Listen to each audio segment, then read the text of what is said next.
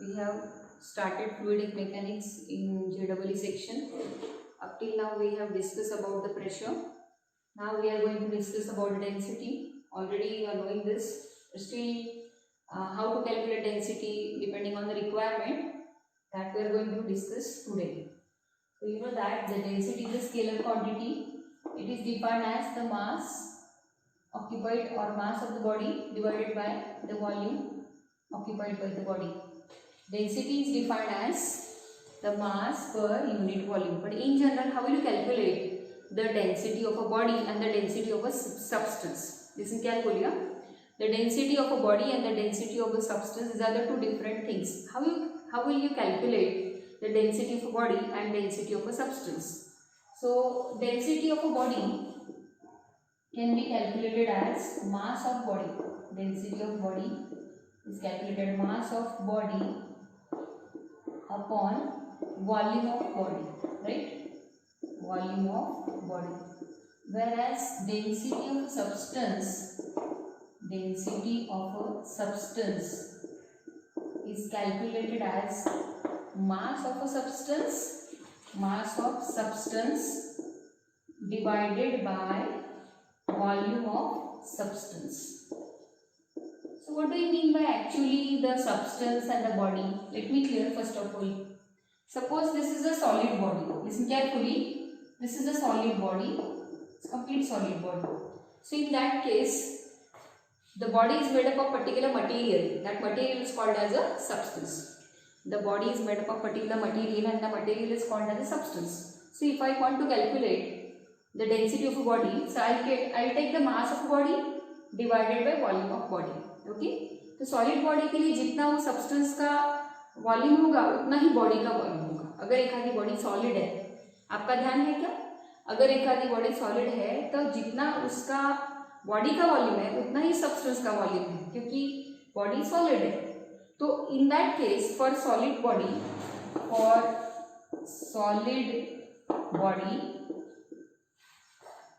Density of body and density of substance are same. अगर एक आधी सॉलिड बॉडी हो तो उसकी बॉडी की डेंसिटी और सब्सटेंस की डेंसिटी एक ही होगी. क्यों? क्योंकि वहां पर जितना वॉल्यूम ऑफ बॉडी होगा उतना ही वॉल्यूम ऑफ सब्सटेंस होगा. जैसे कि क्यूबॉइड है, सॉलिड क्यूबॉइड है, तो जितना मैं उसका मास ऑफ क्यूबॉइड लूंगी divide by volume of cuboid लूंगी, राइट? तो वो मुझे मिलेगा डेंसिटी ऑफ दिस क्यूबॉइड. अब ये क्यूबॉइड अगर आयरन से या जिससे किसी से बना हुआ है तो उसका मास भी उतना ही होगा जितना कि वो बॉडी का मास है. तो mass of substance, mass of body एक ही आएगा. और वो सॉलिड बॉडी होने की वजह से volume occupied by the body here and the volume occupied by the body substance is same. इसलिए density of body and density of substance same ही होगा अगर वो बॉडी सॉलिड बॉडी है तो. अब ध्यान सुनो. लेकिन अगर ये क्यूबॉइड का शेप तो है लेकिन ये हॉलो क्यूबॉइड है. Listen carefully. This is a hollow cuboid, only a skeleton like. सिर्फ वो बाउंड्री पे उसका मटेरियल है, अंदर से पूरा हॉलो है. अब ऐसे क्यूबॉइड का, क्योंकि हॉलो है वो, अब आप उसके डेंसिटी ऑफ बॉडी निकालो और डेंसिटी ऑफ सब्सटेंस निकालो. तो अब देखेंगे, अगर मास ऑफ सब्सटेंस में ले लूंगी मास ऑफ बॉडी, पहले अपन ले लेते मास ऑफ बॉडी, ये आएगा मास ऑफ बॉडी, और वॉल्यूम ऑफ बॉडी जो आएगा वो पूरा ही आएगा, पूरा क्यूबॉइड में जितना वॉल्यूम ऑक्यूपाई किया वो, राइट? लेकिन अगर मैं mass of substance upon volume of substance लूंगी तो मास तो दोनों केसेस में मास ऑफ सब्सटेंस और मास ऑफ बॉडी एक ही होगा. जो इस बॉडी का मास है वही उसके सब्सटेंस का मास है, जो इस बॉडी का मास है वही उसके सब्सटेंस का मास है. लेकिन वॉल्यूम में फर्क गिरेगा. क्यों? वॉल्यूम ऑफ बॉडी लेते वक्त आप पूरा वॉल्यूम लोगे, लेकिन वॉल्यूम ऑफ सब्सटेंस लेते हो आपका जो ये बाउंड्री पे जो पतरा जो थिन लेयर बाउंड्री पे सिर्फ उस सब्सटेंस का वॉल्यूम आएगा, तो वो तो कम आएगा ना. अगर पूरे बॉडी का वॉल्यूम लेते हो तो वो ज़्यादा आएगा, लेकिन सिर्फ सब्सटेंस का वॉल्यूम लेते हो तो कम आएगा. तो यहाँ पर मैं ऐसा बोलूँगी, for hollow body, listen carefully, for hollow body volume of body is greater than volume of substance, right? Substance से तुम्हारे बॉडी का वॉल्यूम ज़्यादा है. समझ में आ रहा है क्या? क्योंकि सब्सटेंस बोलूंगी तो सिर्फ मटेरियल आएगा और बॉडी बोलूंगी तो पूरी बॉडी आएगी. तो for hollow body volume of body is greater than volume of substance. तो फिर वॉल्यूम ऑफ बॉडी ज़्यादा है और वॉल्यूम ऑफ सब्सटेंस कम है, लेकिन न्यूमरेटर दोनों सेम ही है, तो फिर वॉल्यूम बॉडी ज़्यादा मतलब डेंसिटी ऑफ बॉडी कम। तो for hollow body volume of body is more than volume of substance and therefore density of body is less. इधर लेस लिखी हो, density of body is less than density of substance. Is that clear? समझ में आया क्या?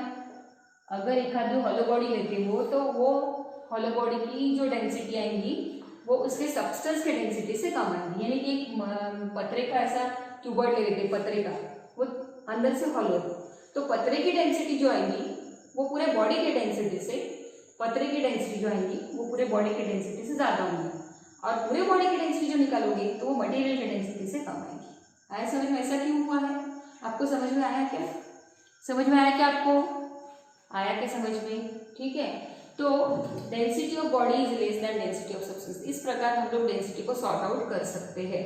अभी हम देखेंगे कि इसके अलावा भी कई बार ऐसा होता है कि एक आधे कंटेनर में आप अलग अलग लिक्विड लेते हो, एक आधे कंटेनर में आप अलग अलग लिक्विड लेते हो, जिसको बोलते हैं अलग अलग डेंसिटी वाले लिक्विड, यानी एक दूसरे से मिक्स ना होने वाले, उनको बोलते हैं इमिसिबल।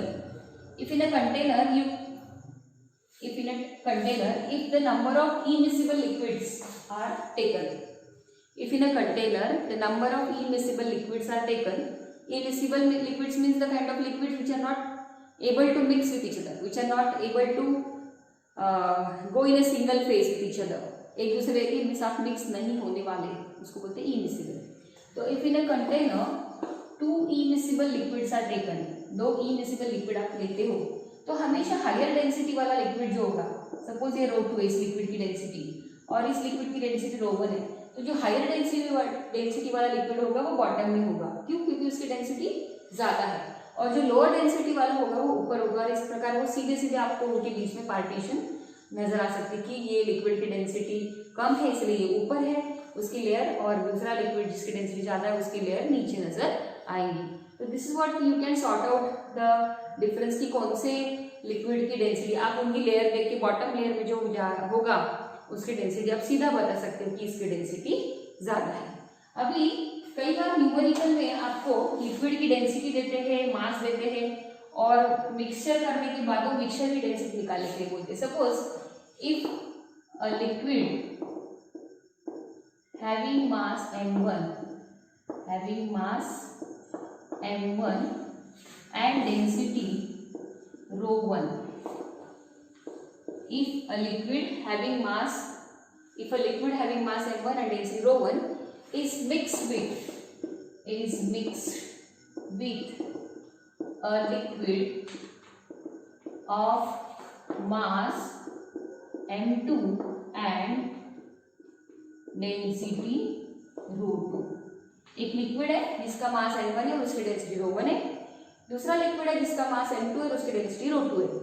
इन दोनों को मिक्स किया, तो फिर डेंसिटी ऑफ मिक्सचर आप कैसे निकालोगे? डेंसिटी ऑफ मिक्सचर, तो density of mixture is mass of mixture बराबर है मास of mixture upon volume of mixture, mass of mixture upon volume of mixture. अब मास ऑफ मिक्सचर कैसे निकालते? पहले लिक्विड का मास m1, दूसरे लिक्विड का मास m2, ये हो गया total mass of mixture. And volume of mixture कैसे निकालेंगे? पहले लिक्विड का वॉल्यूम है v1, दूसरे लिक्विड का वॉल्यूम है v2, लेकिन वो तो आपको डाटा में दिया ही नहीं। ध्यान से सुनना, mass of mixture upon volume mixture is the density of mixture. In general density का फॉर्मूला क्या है? Density is mass upon volume, तो density of mixture is mass of mixture upon volume of mixture. तो mass of mixture is पहले liquid का mass plus दूसरे liquid का mass, and volume of mixture is पहले liquid का volume plus दूसरे liquid का वॉल्यूम। लेकिन आपको डाटा में उन्होंने वॉल्यूम नहीं देते हुए उन दोनों लिक्विड के मासेस और दोनों लिक्विड की डेंसिटी दिए, वॉल्यूम नहीं दिया, तो हम उसको रिप्लेस कर सकते कैसे? आपको पता है कि rho is m upon v, तो v is m upon rho, so v1 is equal to m1 upon rho one and v2 is equal to m2 upon rho two. तो आप v1 v2 के बदले ये डाल देना, तो आपका फॉर्मूला बनेगा m1 प्लस ये m2 अपॉन v1 के बदले m1 upon rho one and v2 के बदले m2 अपॉन रो2। इस प्रकार आपको डेंसिटी ऑफ मिक्सचर मिल जाएगा। क्लियर। लेकिन अगर ऐसा दिया है न्यूमेरिकल में कि दोनों लिक्विड जो दो अलग अलग लिक्विड थे जिनकी डेंसिटीज अलग अलग थी, अगर आपको डाटा दिया कि वो लिक्विड की डेंसिटी तो अलग अलग है लेकिन इक्वल मासेस वाले हैं, if m1 is equal to m2, अगर दोनों लिक्विड के मासेस सेम है m1 is equal to m2, तो फिर आपका ये फॉर्मूला कैसे बनेगा? तो m1 is equal to m2, फिर आपको सफिक्स डालने की जरूरत नहीं, तो फिर m1 की जगह पे भी m लिखना, m2 की जगह पे भी m लिखना, क्योंकि दोनों सेम है। फिर यहाँ पे भी m1 सफिक्स नहीं डालना है, m अपॉन रो 1 लाना, रो के लिए सफिक्स इसलिए डालेंगे क्योंकि लिक्विड की डेंसिटीज अलग अलग है और मासेस सेम है, तो m अपॉन रो 1 और m2 के बदले भी m अपॉन रो 2, ठीक है। फिर यहाँ पर m plus m twice m, और ये m कॉमन निकल रहा है ब्रैकेट में, ये 1 upon rho 1 plus 1 upon rho 2, आ रहा है समझ में? ये m गेट कैंसिल और ये बनेगा आपका formula 2 upon 1 upon rho 1 plus 1 upon rho 2। अब इसका एलसीएम निकालो, एलसीएम निकालेंगे तो ये आएगा 2 times rho 1 rho 2 upon rho 1 plus rho 2। This will become, देखो ये रो 2 इधर जाएगा, ये रो 1 इधर जाएगा, रो 1 रो 2 नीचे आएगा और वो ऊपर करके 2 times rho 1 rho 2 plus upon rho 1 plus rho 2। तो इस प्रकार आपको डेंसिटी ऑफ मिक्सचर का फॉर्मूला, अगर आपके दोनों लिक्विड सेम मासेस वाले हैं, तो अगर दोनों लिक्विड के मासेस भी अलग अलग है और डेंसिटी भी अलग अलग है, तो आप ये फॉर्मूले से मिक्सचर की डेंसिटी निकालोगे। अगर दो लिक्विड के मासेस भी अलग अलग है, डेंसिटीज भी अलग अलग है, तो डेंसिटी ऑफ मिक्सचर इससे निकालेंगे। लेकिन अगर दोनों लिक्विड की डेंसिटी भले ही अलग अलग है लेकिन मासेस सेम है, तो आप डायरेक्ट ये फॉर्मूले से डेंसिटी ऑफ मिक्सचर निकाल सकते हो। इसको बोलते हैं harmonic mean, it is called harmonic mean, harmonic mean. ये आपके एंट्रेंस की जो रेफरेंस बुक है उसमें दिया हुआ है, this is called harmonic mean. You can calculate density of mixture by directly harmonic mean, 2 times rho 1 rho 2 upon rho 1 plus rho 2। लेकिन अगर आपको न्यूमेरिकल में उन्होंने डाटा में दोनों लिक्विड के मासेस नहीं दिए हैं और वॉल्यूम दिए हैं, if a liquid having volume v1, if a liquid having volume v1 and density rho 1 is mixed with a liquid of volume v2 and density rho 2, then the density of mixture can be calculated as, तब कैसे करोगे जब आपको masses नहीं दिया, तो आप density of mixture can be calculated as density of mixture is equal to mass of mixture, density of mixture is equal to mass of mixture upon volume of mixture. अब मास ऑफ मिक्सचर तो आपको m1 plus m2 ही लिखना है, लेकिन data में तो आपको मास दिया नहीं है, तो आप डालेंगे कैसे? फिर से यही फॉर्मूला यूज करेंगे, ये देखो density is mass upon volume, तो mass is equal to density into volume, तो m1 is equal to row 1 v1 बराबर है, and m2 is equal to rho 2 v2।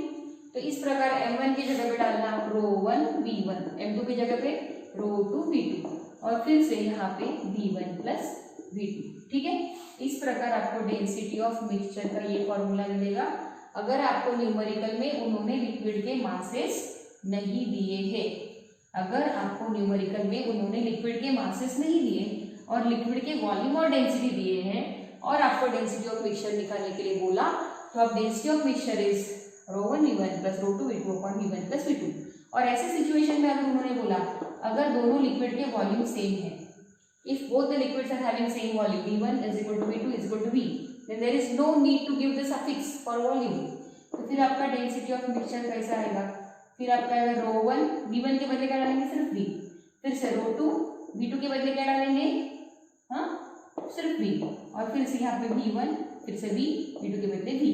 अब ये v कॉमन निकलेगा, v कॉमन, रो 1 प्लस रो 2 अपॉन ये v 2v, ये v और v गया और आपको मिला density of mixture is rho 1 plus rho 2 upon 2। It is simply a density of mixture. ये कब लगाओगे? जब आपको दोनों लिक्विड के डेंसिटीज दिए हुए और बोला है कि दोनों लिक्विड के वॉल्यूम सेम है, तो इसको बोलते हैं एरिथमेटिक मीन, एरिथमेटिक मीन। ये सब आपको पढ़ने के बाद भी आपको अपने रेफरेंस बुक जो अपन ने एंट्रेंस के लिए इस्तेमाल करते हैं, लाइक एररलेस व्हाटएवर जो भी आप यूज़ करते हो उसको पढ़ो, आपको ये फॉर्मूले ध्यान है। हालांकि ये इतना कोई लर्न करने रट्टा मारने की जरूरत नहीं है, कंसेप्ट को समझो और सॉल्व करो, ठीक है।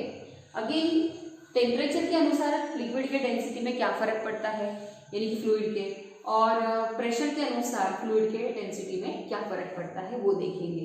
What is the effect of temperature on density of fluid और liquid and what is the effect of pressure, वो भी पढ़ लेते हैं।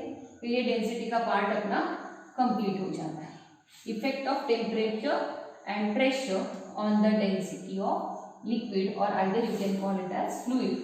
तो सबसे पहले हम लोग टेम्परेचर के बारे में बात करते हैं। टेम्परेचर, अगर due to rise in temperature, temperature एखादे लिक्विड को आप गर्म करते हो, हाँ सपोज वो आइडियल फ्लूइड नहीं है, तो अगर एखादा लिक्विड अगर उसको गर्म कर रहे हो, टेम्परेचर दे रहे हो, बढ़ा रहे हो, उसको गर्म कर रहे हो, थोड़ा थोड़ा वो हल्का सा एक्सपांड हो रहा है, मॉलिक्यूल के बीच में सेपरेशन बढ़ रहा है, तो due to rise in temperature you can call it as thermal expansion, ठीक है। तो उसका वॉल्यूम बढ़ता है, क्या होता है, volume increases due to rise in temperature, thermal expansion आप कह सकते हो, वॉल्यूम इंक्रीजेस। तो वॉल्यूम इंक्रीजेस, देयरफॉर डेंसिटी क्या होनी चाहिए बताओ, देखो density is the formula is density is mass upon volume. अगर एक आधे सब्सटेंस को आप गर्म करते हो, ठीक है, तो उसका टेम्परेचर बढ़ेगा, टेम्परेचर बढ़ने की वजह से वो वॉल्यूम में एक्सपांड हो रहा है, वॉल्यूम में एक्सपांड हो रहा है, लेकिन मास तो उतना ही है ना, अमाउंट चेंज हुआ क्या, नहीं, अमाउंट उतना ही है, मास ऑफ सब्सटेंस उतना ही है, लेकिन वॉल्यूम बढ़ गया। तो अगर density is mass upon volume, तो density is equal to mass upon volume, mass उतना ही है, टेम्परेचर बढ़ गया जिसकी वजह से वॉल्यूम बढ़ गया, वॉल्यूम बढ़ गया तो डेंसिटी क्या होगी, कम। तो इसलिए due to rise in temperature that is called thermal expansion, volume of substance increases and hence therefore density decreases, इसलिए डेंसिटी क्या होगी, डिक्रीज होगी। With increase in temperature volume increases and density decreases. तो ये डेंसिटी को बताने के लिए फॉर्मूला है rho is equal to rho zero into bracket density increases 1 minus gamma delta theta.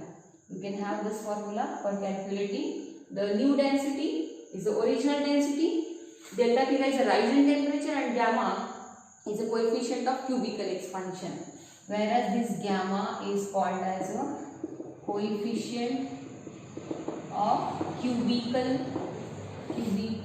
expansion या इसको coefficient of volume expansion भी कहते हैं। तो डेल्टा थीटा क्या होता है, delta theta stands for rise in temperature, ठीक है। फिर ये माइनस का क्या रोल है, what is the role of negative sign, negative sign बताता है कि ये रो जीरो क्या था, it was an initial density, और रो क्या है, it is the final density, substance की final density. Rho zero initial density, rho is the substance की फाइनल डेंसिटी। तो final density is initial density into bracket 1 minus gamma delta theta. Negative sign it means कि जो initial density वो कम हो रही है। अगर यहाँ पे पॉजिटिव साइन होता इट मींस कि इनिशियल डेंसिटी बढ़ के नई वाली जो डेंसिटी रो आ रही है वो बढ़ के आ रही है, अगर यहाँ पे पॉजिटिव होता तो। निगेटिव का मतलब ये है कि जो नई वाली डेंसिटी है पुराने वाले डेंसिटी से क्या आएंगी, कम आएंगी, और वो कम कैसे है तो वो रिलेट करने के लिए इक्वेशन है।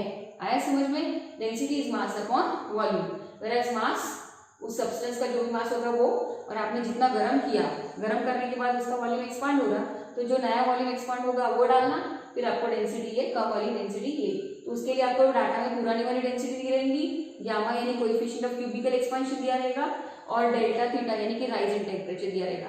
तो कभी कभी न्यूमेरिकल में वो आपको कोएफिशिएंट ऑफ क्यूबिकल एक्सपांशन जिसको आप गामा कहते हैं वो नहीं देते, तो अल्फा देते कभी कभी। तो गामा और अल्फा के बीच में क्या रिलेशन है, ये हमको जो लेसन आने वाला है थर्मल एक्सपांशन वाला, उसमें हमको ये गामा अल्फा बीटा को रिलेशन है। तो गामा जो होता है, gamma it is called coefficient of cubicle expansion, it is 3 times alpha होता है। गामा हमेशा 3 टाइम्स अल्फा होता है, अल्फा के 3 टाइम्स होता है। व्हेयरएज अल्फा को क्या कहते हैं, alpha stands for coefficient of linear expansion, ये आपको इलास्टिसिटी चैप्टर में भी बताया था। अल्फा को कोएफिशिएंट ऑफ लीनियर एक्सपांशन कहते हैं। तो अगर आपको एक आधे न्यूमेरिकल में उन्होंने गामा नहीं दिया और अल्फा दिया, तो आप अल्फा को 3 टाइम्स करके गामा निकाल दो और इसमें डाल दो, ठीक है। अब ये फॉर्मूला बना कैसे वो भी जरूरत नहीं है हमको, उसके डायरेक्ट फॉर्मूला हम लोग लर्न कर सकते हैं, लेकिन फिर भी आपको अगर ये फॉर्मूला कैसे बना वो देखना है तो उसको भी बता देती हूँ कैसे बना ये फॉर्मूला। देखो, तो डेंसिटी, न्यू डेंसिटीज, जैसे आप बोलते हैं rho is m upon v and rho zero is m0 upon v0, बराबर है। Rho is m upon v and rho zero is m0 upon, ये इनिशियल मास इनिशियल वॉल्यूम, ये न्यू मास ये new volume और new density, initial density initial mass initial volume. तो मैं इसको इससे डिवाइड कर देती हूँ, तो rho upon rho zero is equal to m upon v upon m0 upon v0। अब आप बोलेंगे हमने इसको सफिक्स डाला, लेकिन मैं बताती हूँ कि इसको सफिक्स डालने की जरूरत नहीं है। क्यों? क्योंकि टेम्परेचर बढ़ने से वॉल्यूम इंक्रीज हो रहा, मास तो उतना ही है ना, तो मास को सफिक्स हम लोग नहीं डालेंगे, तो मास उतना ही है, तो ये m0 हटा दो। अभी m चले गए और ये v0 जो है नीचे से क्या आएगा ऊपर, तो ये आएगा क्या आएगा बोलो v0 अपॉन v आएगा। क्या आएगा v0 अपॉन v, तो rho upon rho 0 is v0 upon v। अब v जो है ये v0 जो है इनिशियल वॉल्यूम है और v जो है वो फाइनल वॉल्यूम है, तो फाइनल वॉल्यूम हमारा क्या हो रहा है, क्या हो रहा है इंक्रीज। तो फाइनल वॉल्यूम जो इंक्रीज हो रहा है उसको बताने के लिए आपको थर्मल एक्सपेंशन लेसन में जाना पड़ेगा। तो final volume can be related to the initial volume like that v is equal to v0 into bracket 1 plus gamma delta theta. अब यहाँ पे प्लस क्यों आ रहा है और यहाँ पे हम देख रहे हैं कि माइनस आ रहा है डेंसिटी के फॉर्मूले में, यहाँ पे प्लस आ रहा है। ऐसा क्यों? वॉल्यूम क्या हो रहा था, इंक्रीज होगा। वॉल्यूम क्या हो रहा था, इंक्रीज। इसलिए नया वॉल्यूम जो है v, नया वॉल्यूम ये पुराने वॉल्यूम के साथ रिलेट किया, तो v is equal to v0 into bracket 1 plus gamma delta theta. ये आपको मिलेगा थर्मल एक्सपेंशन लेसन में पढ़ने के लिए मिलेगा। अब ये v0 निकल गया, तो you got row upon rho 0। देखो ये फॉर्मूला कैसे लिखता है, यहाँ पे लिखती हूँ, तो rho upon rho 0 is equal to v0 cancel 1 upon 1 plus gamma delta theta, right. अब 1 upon 1 plus gamma delta theta we can write 1 plus gamma delta theta raise to -1, बराबर है। ये जो है 1 प्लस गामा डेल्टा थीटा ये denominator में है, इसको न्यूमरेटर में लेके आते तो ये -1 बनेगा। So rho upon rho 0 is equal to 1 plus gamma delta theta power raise to -1। अभी ये रो 0 को उधर भेज दो, तो rho is equal to rho 0 into bracket 1 plus gamma delta theta raise to -1। अभी ये बाइनोमियल एक्सपेंशन से, इसको अगर आप बाइनोमियल एक्सपेंशन से एक्सपांड करो तो ये बनेगा 1 माइनस गामा डेल्टा थीटा। इस प्रकार आपका ये फॉर्मूला बनता है, जो कि मैंने शुरुआत में बता दिया। अब दूसरा पॉइंट हम सीखेंगे, प्रेशर इंक्रीज होने से। तो हमने क्या देखा, टेम्परेचर बढ़ने से वॉल्यूम बढ़ेगा, वॉल्यूम बढ़ेगा तो डेंसिटी अल्टीमेटली डिक्रीज होती है। Moral of the story, temperature बढ़ने से डेंसिटी हमारे सब्सटेंस की क्या हो रही है, डिक्रीज हो रही है। उसके बाद हम देखेंगे प्रेशर का क्या असर होता है। Due to increase in pressure, due to increase in pressure, अभी प्रेशर बढ़ाएंगे, हमारा जो फ्लूइड है due to increase in pressure fluid compress हो जाएगा। हाँ, हमने पहले बता दिया आइडियल फ्लूइड नहीं है, आइडियल होता है तो इनकम्प्रेसिबल होता है, हम लोग फ्लूइड के बारे में बात कर रहे हैं, not ideal. So due to increase in pressure, अगर एक अदर फ्लूइड है उसको प्रेशर बढ़ा रहे तो हल्का सा वो कंप्रेस हो रहा है, तो due to increase in pressure volume decreases, right, volume decreases due to increase in pressure volume decreases. अब फिर से density is mass upon volume, तो वॉल्यूम अगर डिक्रीज होगा तो डेंसिटी क्या होगी, बढ़ेगी। Due to increase in pressure volume decreases, तो density is mass upon volume, volume अगर डिक्रीज होगा तो डेंसिटी क्या होगी, बढ़ेगी। अब आपका डेंसिटी का रिलेशन कैसा आएगा, rho is equal to rho 0 into bracket 1 plus gamma delta theta. क्या आएगा, rho is equal to rho 0 into bracket 1 plus gamma delta theta, where gamma is coefficient of cubical expansion, delta theta is a rise in temperature, rho 0 is the initial density and rho is the final density. अब ये gamma delta theta का कभी कभी आपको numerical में वो लोग bulk modulus देते हैं, लिक्विड का बल्क मॉडुलस, फिर आप बोलेंगे मैडम आपने तो ये गामा बताया तो coefficient of cubicle expansion bulk modulus दिया था डाटा में, तो हम कैसे सॉल्व करें। तो यही formula in terms of bulk modulus में कैसे लिखना वो बता देती हूँ, how to change this formula in terms of bulk modulus. तो इसका रिलेशन बताती हूँ, आपको याद होगा हम लोग ने इलास्टिसिटी चैप्टर में बल्क मॉडुलस के बारे में सीखा था। Bulk modulus K is VdP upon dP, do you remember that? Bulk modulus K is VdP upon dP, यहाँ पे माइनस साइन, क्योंकि प्रेशर बढ़ता है तो वॉल्यूम कम होता है इसलिए निगेटिव साइन आया था। तो K is equal to VdP upon dP, तो आप इसको डेल कर दो, del P upon del V ऐसे भी कर सकते हो, ठीक है। K is minus of VdP upon dP, dP मतलब डेल एंड dP मतलब del, dV del P dP del P, okay. ये बल्क मॉडुलस का फॉर्मूला है, इलास्टिसिटी चैप्टर में पढ़ा, K is equal to VdP upon dP, do you remember that? तो K is equal to minus क्यों रहना है, प्रेशर बढ़ेगा तो वॉल्यूम कम हो रहा है इसलिए निगेटिव साइन बताने के लिए, ओके। अभी मैं आपको गामा के बारे में बताने पहले गामा, ये फॉर्मूला आपको थर्मल एक्सपेंशन चैप्टर में पढ़ने के लिए मिलेगा। तो गामा की जो डेफिनेशन है, it is defined as the increase in volume. Gamma it is defined as the increase in volume per unit original volume per degree rise in temperature. Gamma is defined as the increase in volume per unit original volume per degree rise in temperature. तो gamma is del V मतलब increase in volume, V मतलब original volume. तो gamma is increase in volume per unit original volume per degree rise in temperature. So gamma is delta V upon V into delta theta. Therefore gamma delta theta is equal to del V upon V। इधर देखो please कि gamma is del V upon V del theta. तो gamma into delta theta इधर चले जाएगा, तो gamma into delta theta is del V upon V। अब जरा ये फॉर्मूले को देखो, ठीक है। तो delta V upon V is gamma delta theta.